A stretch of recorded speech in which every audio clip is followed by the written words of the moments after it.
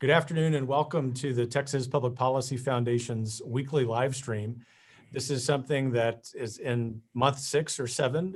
It corresponds, of course, with this ongoing pandemic, thank goodness, as we look at the data, not just here in Austin, Texas, but around the country, wherever you might be tuning in from, with just a few exceptions. It looks like our country is turning the corner on this pandemic. What we're going to do today is cover what I would argue is the most significant policy consequences of COVID-19, and that's what has happened in education.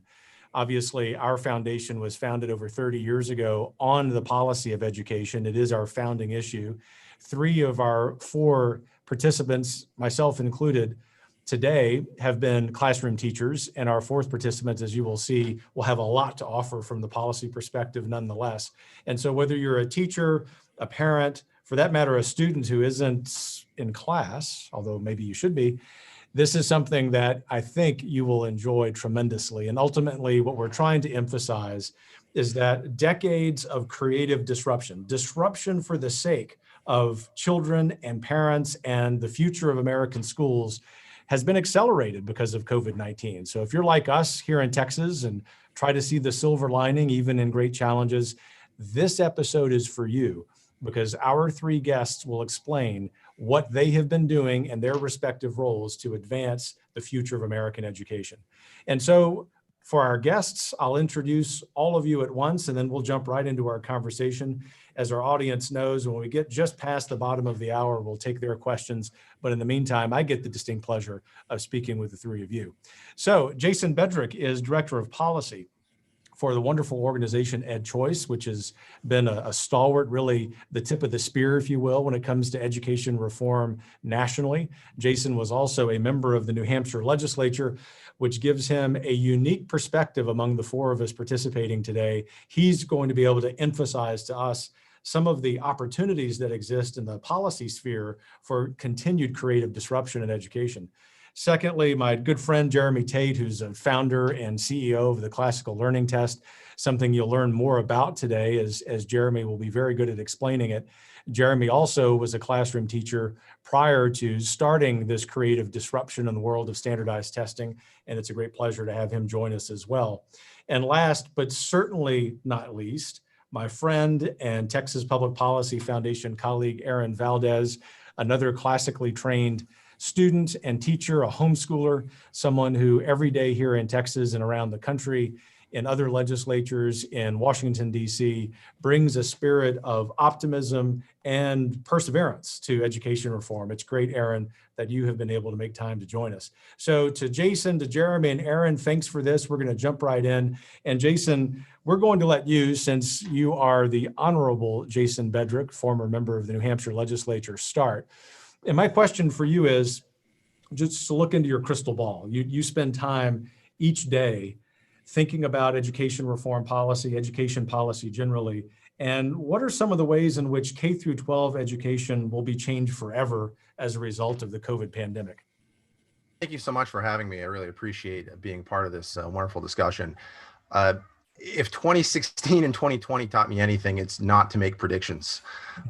But I do think that the COVID-19 shutdowns of public schools and the forced national experiment in distance learning has forced parents to explore alternatives to their assigned school and to think really deeply about what it means to educate their children in the variety of different ways that they could possibly educate their children, including outside of traditional classroom environments. We see a number of polls showing that parents are thinking more about homeschooling. Somewhere between 15 and 40%, depending on the poll, say that they are strongly considering homeschooling this year, or doing some other form of distance learning, whether that is some sort of blended learning with or without their school. And in particular, we've seen the rise of micro schools, also known as pandemic pods or learning pods or parent pods. They have a variety of different names, where small groups of families are coming together in a real Tocquevillian fashion to find ways of educating their children together. In some cases, that means that they're just meeting 5 days a week, or sometimes 2 or 3 days a week in one family's living room, and the parents are taking turns teaching. In other cases, they're pooling their resources in order to hire a tutor. So parents are finding a whole bunch of different ways of providing their children a high quality education in really trying circumstances. And I think that for a lot of families, this may be a one-off. This is just to get them through this year, and then they're going to go back to doing things the way they were doing them before. But I think for a great many families, they're going to say, you know what, there's a lot that we like about what we were doing this year, and we're going to continue. And time will tell how many families find themselves in each of those categories. Oh, that's well said, and also very exciting. So it's just a perfect segue into our homeschooled colleague here, Erin Valdez. Before homeschooling, whether short-term, as Jason alluded to, or more long-term, became really popular, your parents made the decision to homeschool you. And so I just want you, for the sake of our audience, to explain what that experience was like, but also frame it within the context of COVID in 2020. Sure.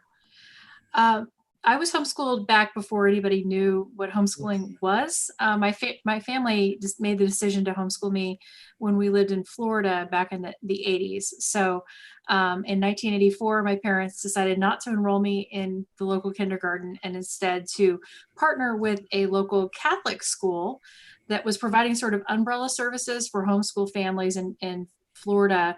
At the time, it wasn't clear that it was completely legal to homeschool without an umbrella.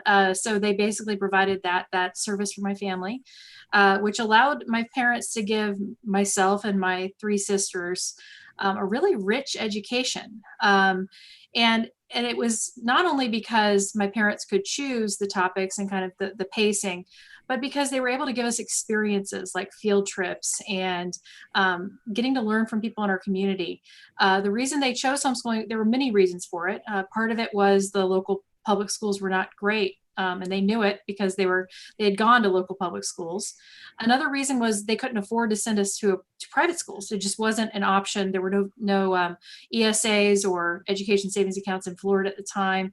And then another reason was a religious reason. They had strong convictions, and they wanted to raise us in those convictions. And so all of these combined led them to make this very out of the box choice, let's say, for the early 80s. And like I say, the experience was very rich because of all the other things they were able to bring to bear. And it was very different than what I think a lot of families are experiencing right now through COVID crisis schooling.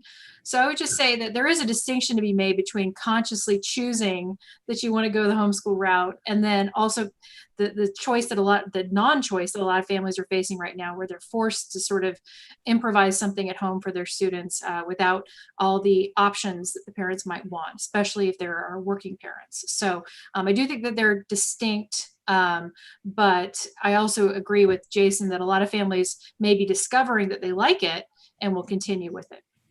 And what maybe most of our audience members don't know, Erin, is that you've been offering a lot of advice formally and informally to parents who find themselves homeschooling for the first time. So we'll come back to that. It's an important theme that we're going to emphasize today.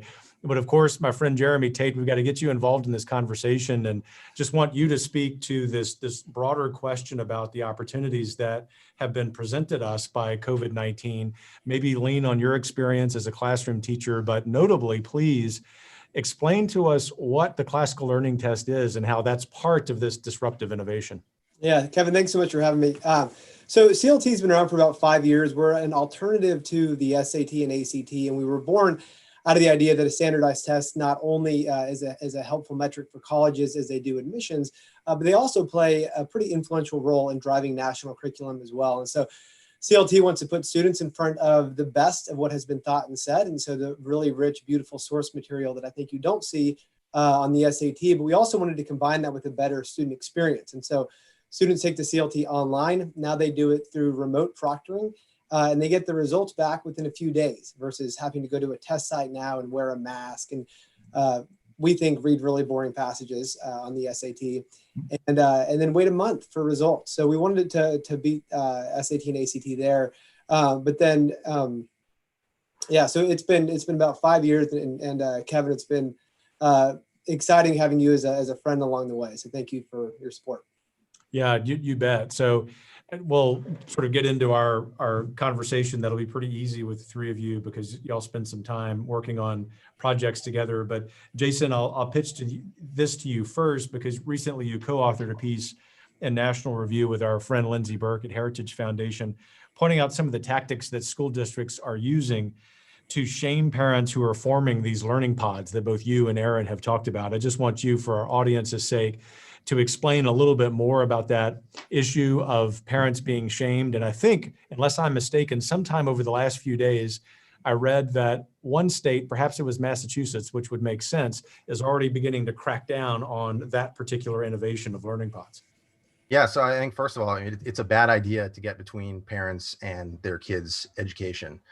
So I have a great deal of sympathy for any school district that's trying to operate in this really trying environment. But in some cases, they're not opening just for safety reasons, and other times they're not opening because unions are going on strike, sometimes for safety, but other times for non-safety reasons. So in Los Angeles, for example, the teachers union is striking.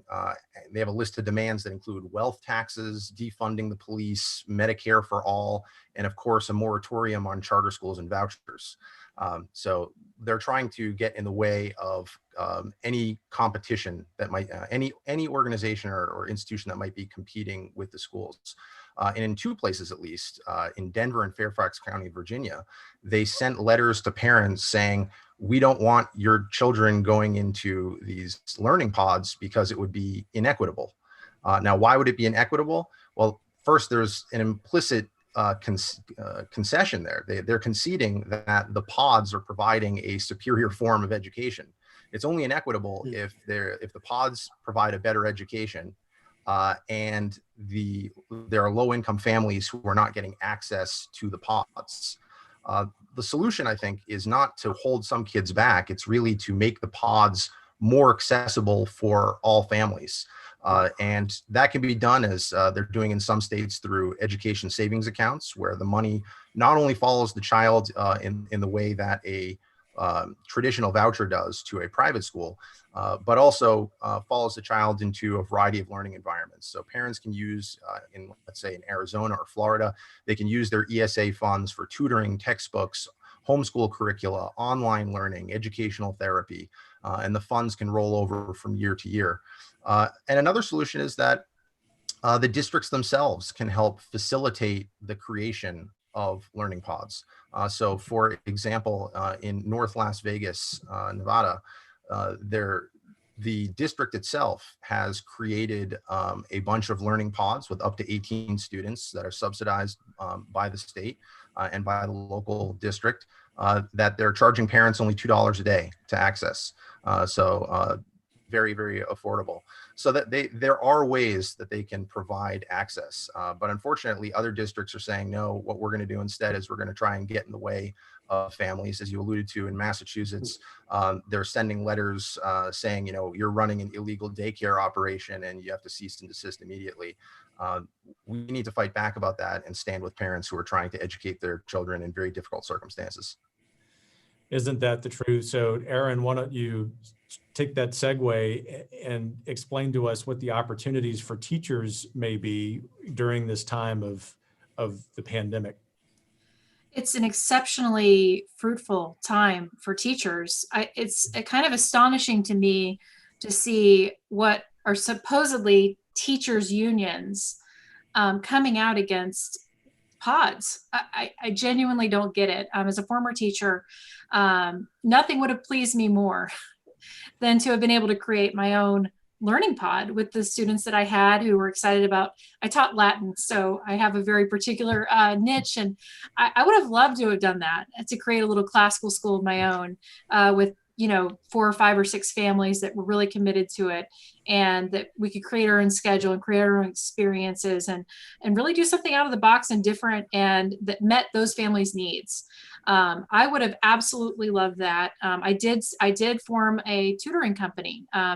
After teaching for about 10 years, I started my own tutoring company, and in the back of my head, that was always what I had in mind was, what would it be like to get 4 or 5 of my best teaching friends together and we could form our own thing, and part of it could be online and part of it could be in person.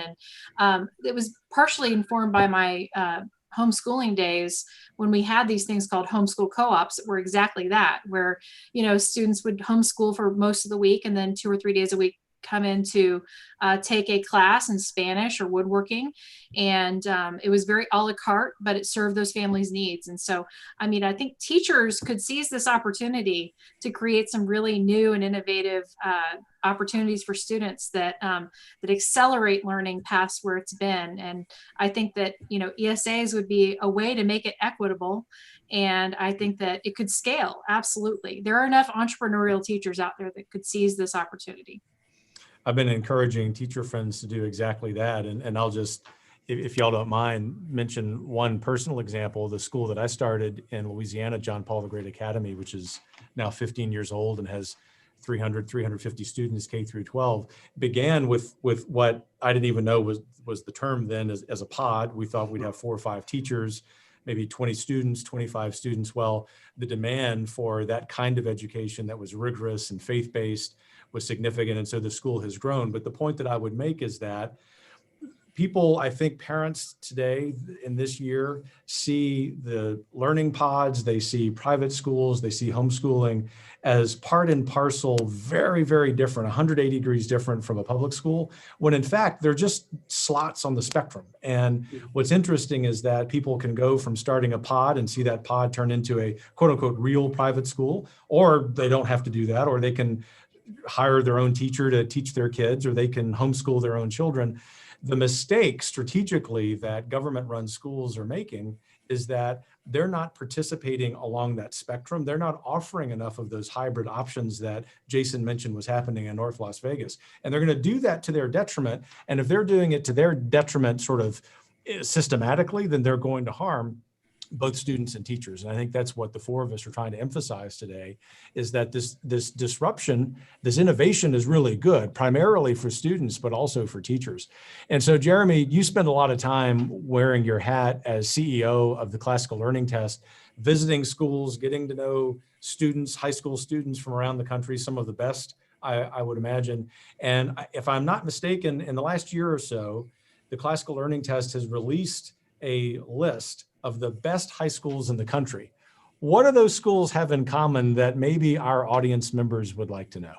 Yeah, I think the first is a first principle on what is the basic point of education to begin with. You know, I think most great minds in most generations would say the purpose of education is something like to become more human. It has everything to do with forming the heart and the affections and the mind. Plato said the object of education is to learn to love what is beautiful. My last few years as a public school teacher, I would ask students, why are we here? What's the point of school? And almost in kind of sing-song unison, they would say, to get a better job.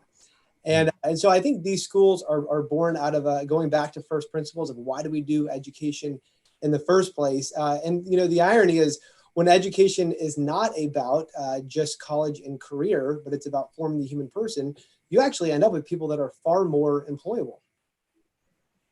Yeah, that's what people don't realize. In fact, I've surprised a lot of business leaders who are skeptics of that kind of education by pointing them to the Wall Street Journal, which you would assume would be a great advocate for real technical education just focused on salaries, when in fact, the Wall Street Journal has been one of the biggest advocates for liberal arts education, great books education, whatever it may be called, because ultimately, every single one of those articles in the last decade that the Wall Street Journal has written about this kind of education comes back to the same thing, that a K through 12 student or a college student who's been formed in that kind of education is going to relate better to their fellow humans.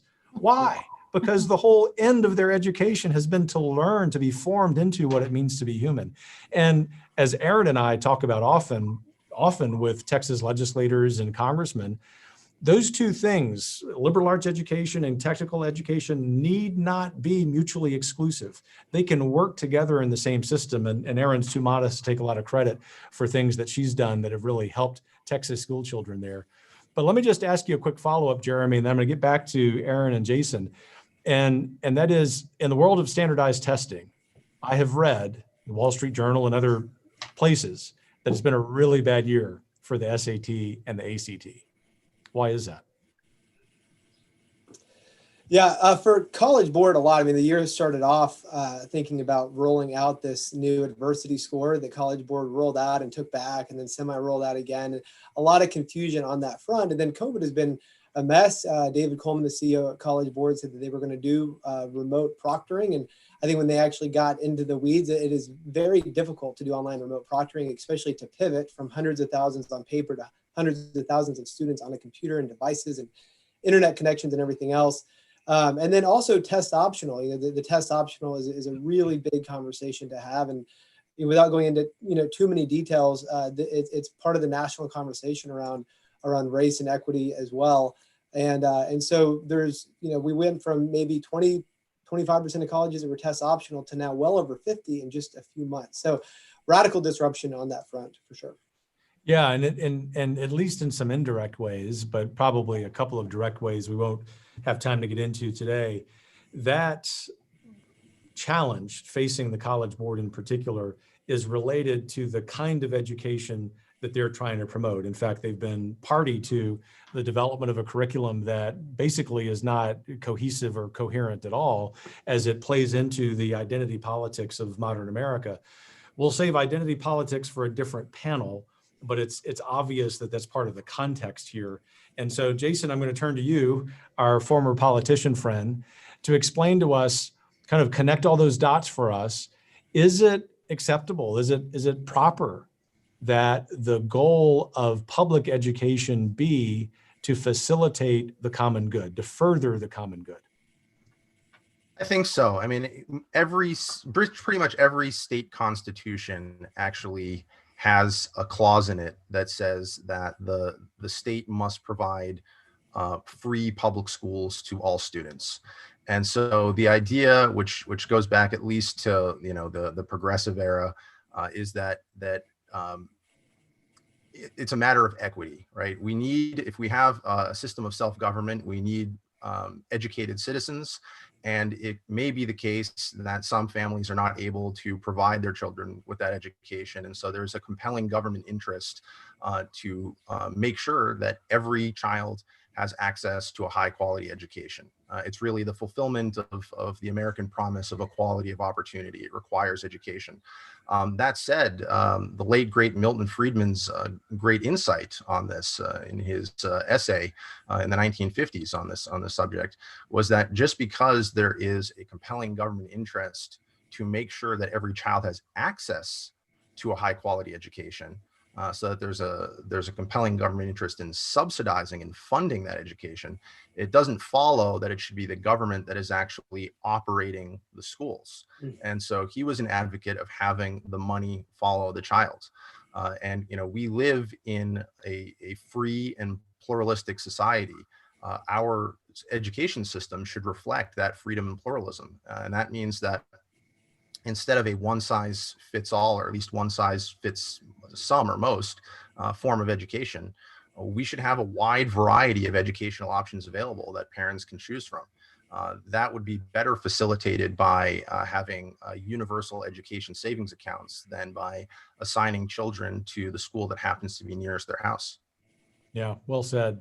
So, Erin, I want to delve a little more deeply into one of the topics that came up a little while ago, and that is the possibility of developing apprenticeships in K through 12 education, obviously, especially high school. You've done some work on that. You're doing a lot of research on it. Maybe you can explain your work there, but also some of the trends we're seeing with apprenticeships nationally during the pandemic. Well, so I think of this as a back to the future kind of a thing. Previously, high schools would sometimes offer something called a 4x4 option, where students would be in general ed classes for part of the day, and then for 4 hours a day have a work-based learning type opportunity, either a real job or some sort of apprenticeship option for students. And so especially in the era of COVID, when we're hearing more about hybrid high schools, part-time high schools, it's becoming clear that the coursework required in high school probably doesn't really take 8 hours a day. You could probably get your credits in, even if you're doing dual enrollment, in less than 8 hours. And so the question is, how do we help students find pathways to their future that are not, confined to those general education hours that are outside of those hours. And so apprenticeships are one key way to do this. There is an issue with internships being generally unpaid, especially in college. And so one thing that we're really excited about is the opportunity for students to find paid apprenticeships in their communities that would be working in conjunction with their CTE program at their high school. All high schools or most high schools in Texas offer CTE or career and technical education courses, formerly known as vocational courses. And so offering apprenticeships in conjunction with those that follow with those in the community that are paid is a really key thing, because it's an equity issue, but then it helps students with those first job skills. And the biggest obstacle to getting your second job is having your first job. And so we want to make sure that students have those opportunities in real life to develop those skills. Thanks for that. So I'll ask one more question, maybe a second one before we get to audience questions, but this question is for all three of you, and we'll just start with you, Erin, and go in reverse order. And that is, project for us 5 years down the road, 10 years down the road, what you think American education will look like as a result of 2020, the COVID pandemic, the opportunities that have been seized, but also the reality that between teachers unions and some intransigent state legislatures, that a lot of that innovation is going to be blocked. What does it look like realistically from a sidewalk level point of view? So from the point of view of parents and students. I think you're going to see a lot more homeschooling. So the thing about homeschooling is it's going to be less regulated, hopefully. It's going to be easier for parents to pull their kids out and just do their own thing, right? So you're going to just see a rise in the number of homeschooling across the board. I think you're going to see more out of school enhancement learning opportunities as schools have to kind of refocus on their fundamental basics. Because of budget cuts, frankly, that the money's not going to be there. So I see a lot of opportunity there, and hopefully with the rise in homeschooling, more teacher-led enhancement opportunities. Thank you. Jeremy? Yeah, my hope is parental involvement. I think whatever educational choice you make, if it's private or homeschool or public school or charter, that parents are the first and primary educators. And I think what's happened with COVID is that maybe for the first time, parents are taking a good look at what their students are actually doing. And even in our own neighborhood, conversations we never would have had among parents about what are the educational options that are out there. So there's been a tremendous increase in just the awareness that there's a bunch of options out there, and maybe the one that you kind of assumed you would do is not the best. Thank you. Jason?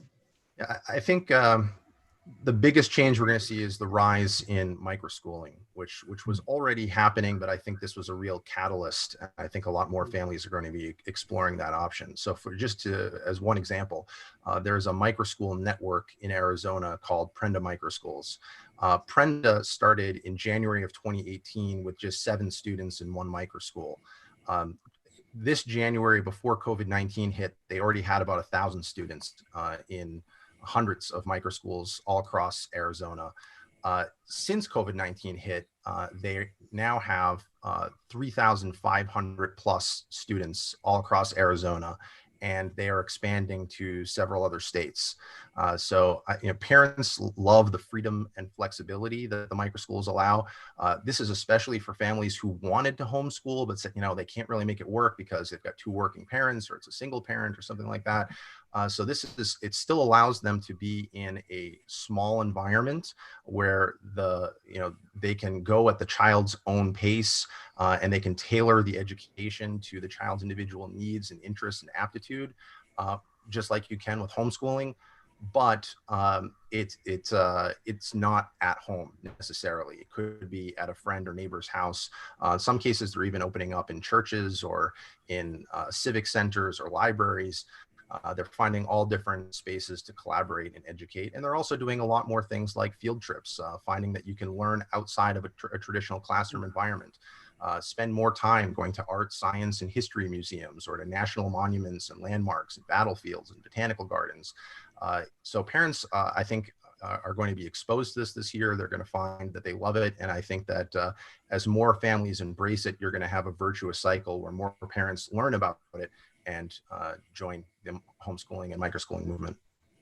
I'm so glad, Jason, you mentioned Prenda. That's come up before on at least one of our previous live streams. And I just want to encourage our audience members, whether you're a parent or grandparent, students, an interested observer, perhaps even a skeptic, that from experience, what Prenda is doing is really exciting. And from experience, the less we worry about bureaucratic aims and more about the proper aims for education and the formation of young people, the better off education will be. And so the more that there is this desire, you might even say courage on behalf of Prenda or some of these other private or micro school movements to sort of shun a relationship with the bureaucracy, I think the better off children will be. And that's a lesson that, coming from a fifth generation teacher and a public school graduate, I would offer government run schools that we need to be thinking less about the future of the system and more about the future of children. So with that, we'll move on to some excellent questions from our audience. We already have several in the queue, and I will pitch this first one to whomever among the three of you wants to take it first. Two-part question. Has COVID highlighted the disconnect between parents and school districts, thus allowing parents to own more of the responsibility for educating their own children? Early bird gets the worm. Which of the three of you wants that one? All right, Jason. I'll take it. Yeah, I think it actually has highlighted that. The districts, and again, I sympathize greatly with anybody who's trying to run a district because they've got to figure out how do we open the school, how do we bring all the kids back, and no matter what they do, they're not going to make everybody happy. If they stay closed, obviously lots of people are going to be dissatisfied. If they open up, depending on how they do it, either they're going to be too strict or not strict enough in terms of, having the masks and keeping the kids physically distanced. So no matter what's going to happen, families are going to be very upset. And of course, as I mentioned earlier, this has been exacerbated by some unions, again, have only said we just want to strike. We're striking just to make sure that when we reopen, it's safe for our members to return. But in other cases, they have been taking a political advantage of the situation and asking for a whole bunch of things that don't have to do with safety. And so I think that has broken trust with families who said, wait a second, it sounds like you're not putting my kids' education first, front and center. And so those families that found that whether it's for political reasons or whether just the school district couldn't get their act together, they said, you're not able to provide an education for my child in our time of need, and we're going to look elsewhere. Jeremy, in your conversations with school administrators and students and parents around the country, have you seen this evidence of disconnect?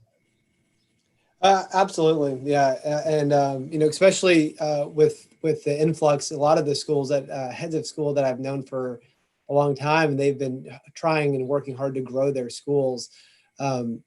Now they're at capacity, and I think that's been really good. And I think there's a misperception out there that the private school arena just does better and they have success because they have more money to work with, and that's actually demonstrably false. Per pupil spending is higher in the public school arena, but what you have that makes a lot of private schools really good is that you have competition, and so I think yeah. Well, and coming from this former private school administrator, both at the K through 12 and college level, I can tell you that the value proposition of most private schools, at least those that are smaller, is to have as few administrators as possible and to put as many pennies of that dollar from education into the classroom as they can. And so students and teachers benefit.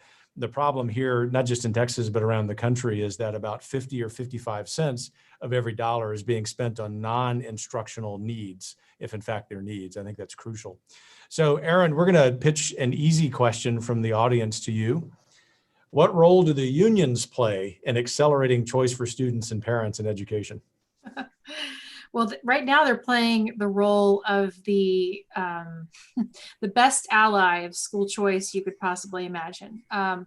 Basically because in a lot of cases, not all, again, they are not prioritizing students first. They are prioritizing school employees and their needs first, and not just their needs, but larger things like Jason mentioned, such as defunding the police and other unrelated issues, to education. And so in that sense, the families in Los Angeles and elsewhere that are seeing the unions prioritize all of these other things in front of their students, that's driving families to look for other options. So this is a confusing one to me, because from their point of view, the more intransigent they are, the more they make these wild demands, the more it's going to push families who may never have considered other options to look for other options. So currently, that is their role. Now, in an ideal setting, if you really did care about teachers and their best interests, you would be all over the micro-schooling movement. You would be all over starting networks where teachers could be their own bosses and actually have a say and autonomy in the curriculum and designing courses and being innovative. So, I mean, there's the ideal scenario, and then there's the reality. Yeah, that's well said. I'm thinking about Saturday when I noticed a comment from the Chicago Teachers Union on some social media channel. They had said that the violence that was going on in their city, and this is true violence, I don't think anybody watching this show, regardless of political position, would agree with it, was something they supported fully. And that's tragic in two ways. Number one, that they're saying that, and number two, that they are sullying the professional reputation of every teacher in Chicago. So here at the foundation, when we take on the teachers unions, we're taking on the organization of the teachers union for the sake of freeing up teachers to be able to do their craft. I think that's something that is a great tragedy in modern education. And there's an excellent follow-up question from one of our audience members. And Jason, I'll pitch this to you because you and I had an exchange about this a little while ago. And this audience member asks, how can educational choice support the common good if our country is divided over what constitutes the common good? That's a great question. I just want to point out real quick that Chicago Teachers Union, the tweet that they issued was actually in response to a tweet by a bunch of protesters who had set up a guillotine outside of Jeff Bezos's house. And the Chicago Teachers Union said that they supported wherever that was heading, which is interesting. So this historian would say, pardon the interjection, read about the French Revolution and understand. Yes, it's a very Jacobin type statement there. Anyway, please take it away, my friend. Yeah, well, look, there's always been a disagreement over what the common good is. And again, like I said before, we have a free and pluralist society. That means that you have a whole bunch of different faith communities, that between the faith communities and even within those faith communities, there are different visions of the good, the true, and the beautiful. And so having a system that allows each individual, each family to pursue their vision of the good, the true, and the beautiful actually does contribute to the common good. Excellent response. And I would assume that the Supreme Court decision earlier this session from the Montana case really helped that. Erin, you're nodding your head profusely. You want to take a spin with that one?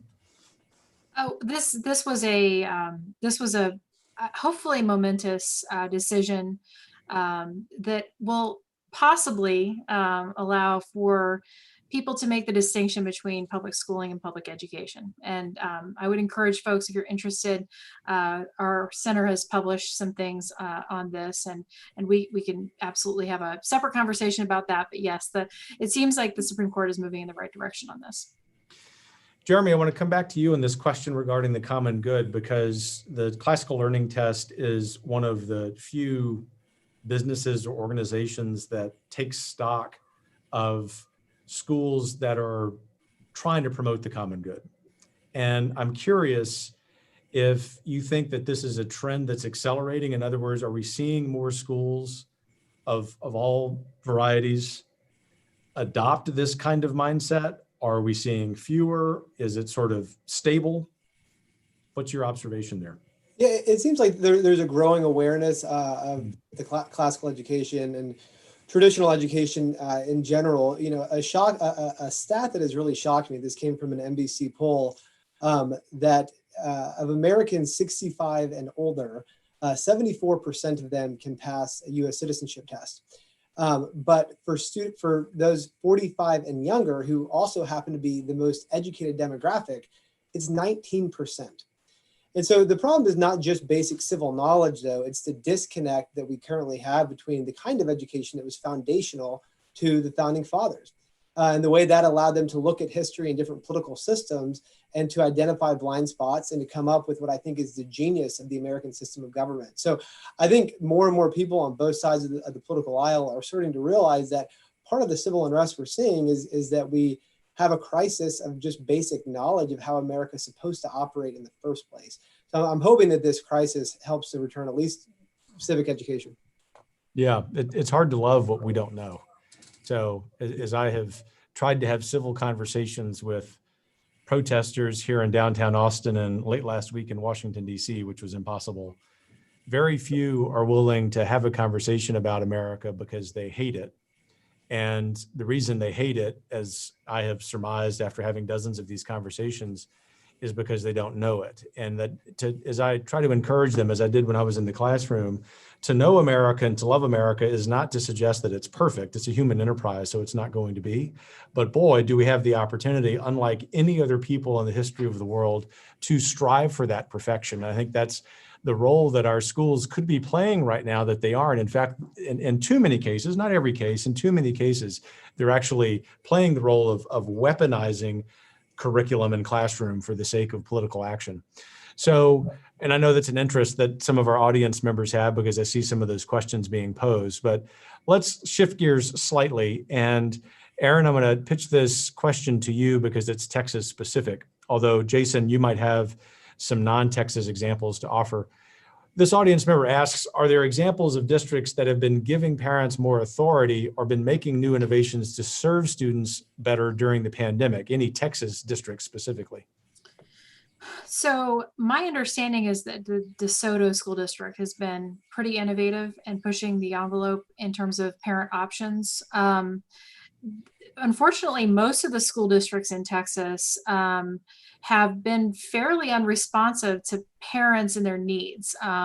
What we are seeing, though, is that some charter schools are taking more parent options into account, but unfortunately, the news is not terribly rosy in Texas right at the moment.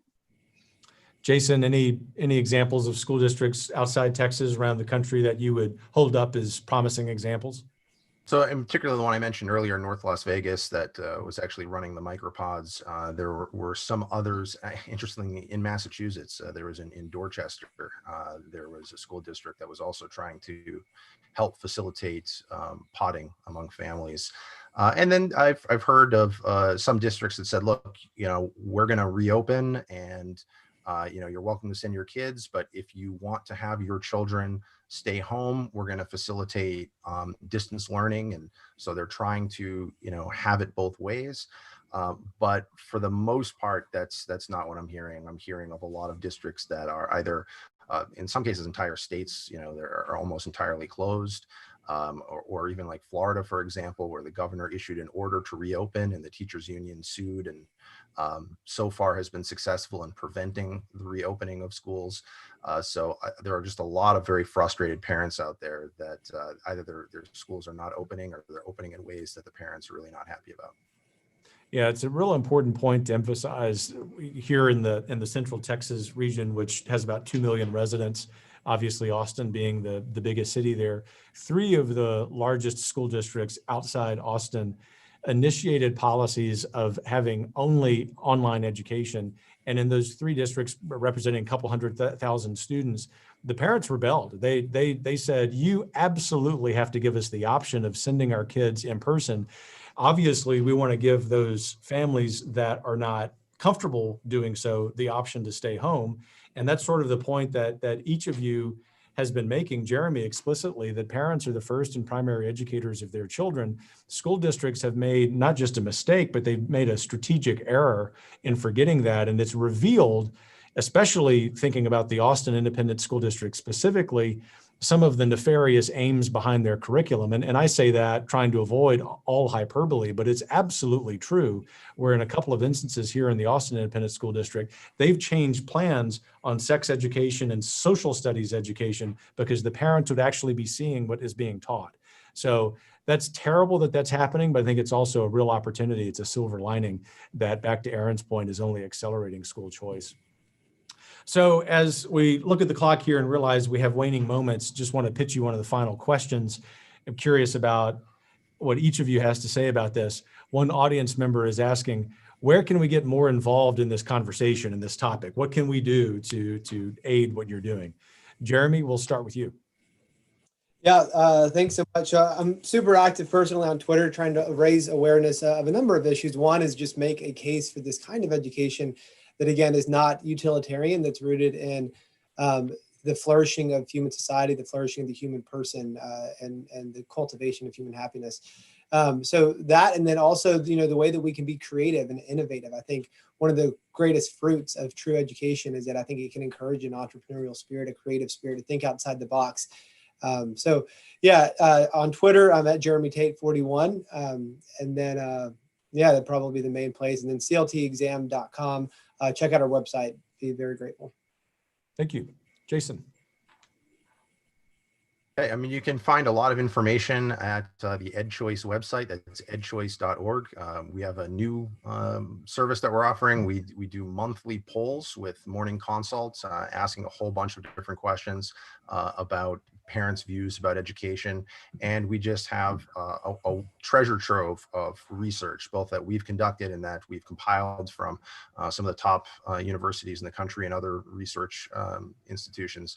So definitely check out edchoice.org and our Twitter account at EdChoice. You can find me at Jason Bedrick, and also just find out what's available in your area. There are dozens, maybe even hundreds of local microschooling and pandemic pod online Facebook groups. So check those out, and you can network with people in your area, learn about best practices, advertise if you've got a space in your pod, or find if somebody else has a space in theirs, and learn about what's going on. Absolutely. There's strength in numbers, and one good use of social media is emphasizing that and giving people the opportunity to network and be encouraged. So thanks for that. Erin.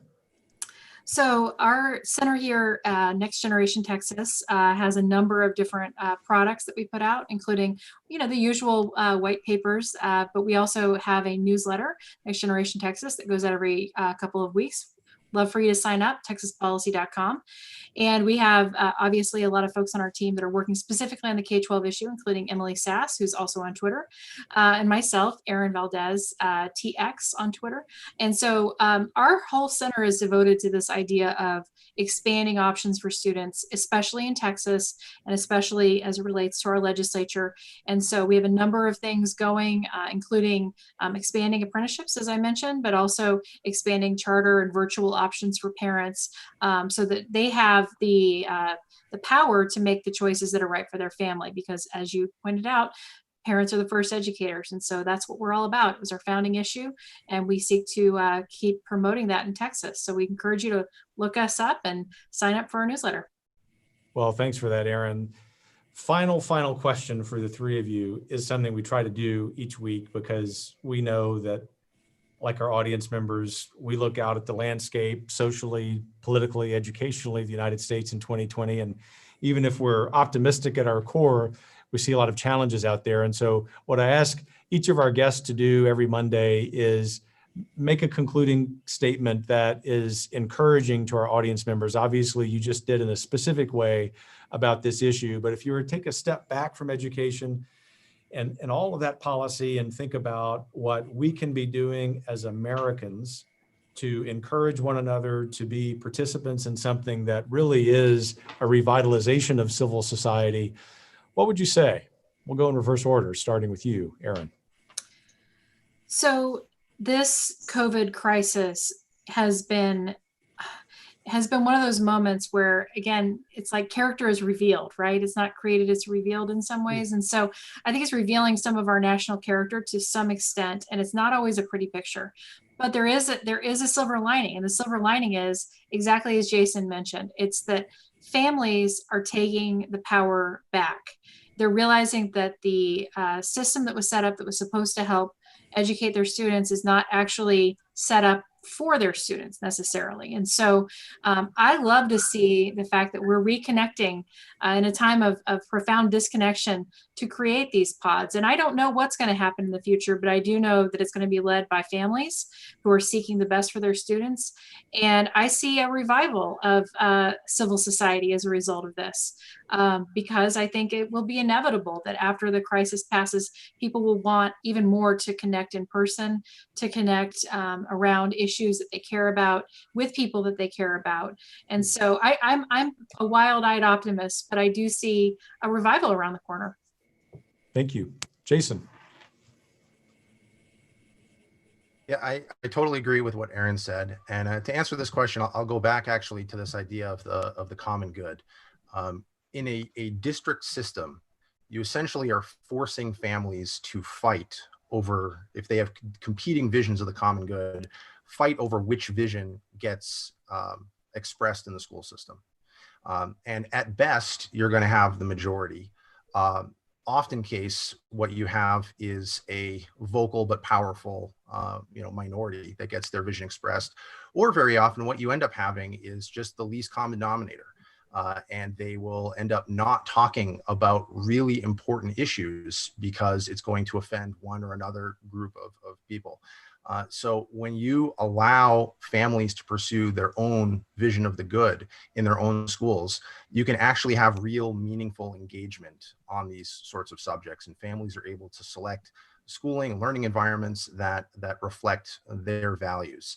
And so I'm very encouraged because this crisis has forced Americans to start thinking again about the true purpose of education, and has forced parents to realize that they are the primary educators, that at the end of the day, it's incumbent upon them to ensure that their child receives the education that he or she deserves. Thank you. Jeremy. Yeah, I am also going to echo Erin, and that you see the optimistic note here is that parents really are reclaiming education. You know, I'm a graduate of Louisiana State University, and I majored in education there, and heard nothing or very little in 4 years about the role of the family, or the crucial role of the family in education. I went from LSU to teaching in inner city schools in New York, and very quickly I realized the kids who do well tend to have highly engaged parents. The students who are failing tend to have parents that are totally checked out. And so this is a reason to be optimistic that parents are in some ways being forced to re-engage. And at the end of the day, you cannot outsource your child's formation, academic formation, intellectual formation, spiritual formation. So absolutely, I would agree with Erin. Well, thanks, Jeremy. So to you, Jeremy Tate, Jason Bedrick, Erin Valdez, great job today. I know our audience members really appreciate what you've done. And from me and all of us at the Texas Public Policy Foundation to you, our audience, I just want to extend our gratitude for your tuning in. And our policy work that we do here in Texas and other states, and increasingly in Washington, D.C., we have this saying, which is pretty common in politics and policy, and that is that culture and society are upstream from politics and policy. In other words, think about what our three guests just mentioned about how we improve policy. It really does have to start in our homes and in our communities. If there is a policy area that is the exception to that, or perhaps the policy area that is the link between culture and politics, it is education. And whether or not we have children of school age, children at all, this is something, education and education reform, that really ought to demand our attention in 2020. I know there's a lot of troubling news out there, and to some extent, these weekly live streams are designed to take a more conversational tone and provide some perspective about what's going on out there in the streets. I think perhaps more than any other episode we've ever done, this conversation really is the solution. So to our guest, thanks again. To you, our audience, thanks for always tuning in. May God bless you, and may he continue to bless the United States of America. Thank you.